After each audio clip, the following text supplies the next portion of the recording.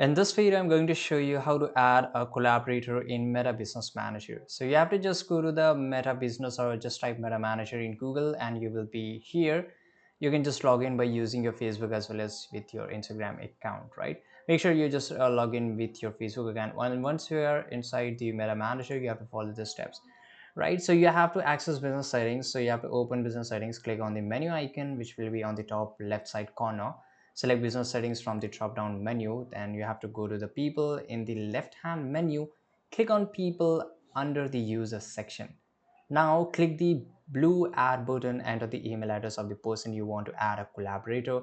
Select the appropriate role. Basically it's your manager or admin employee. You can just add the appropriate role for that collaborator, right?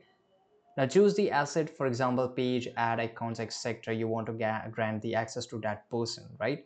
So depending upon the requirement, you can just select each and everything. For example, whether it's a managed page, create ads or something, right? And just click on invite and the invitation will get sent to his email address. And then once that person open their email address, once that person accept the invitation, that person will able to access your meta manager and able to see whatever the permission you have granted to that person, right? So this is how you're going to do it. I hope you found this video very useful. Subscribe.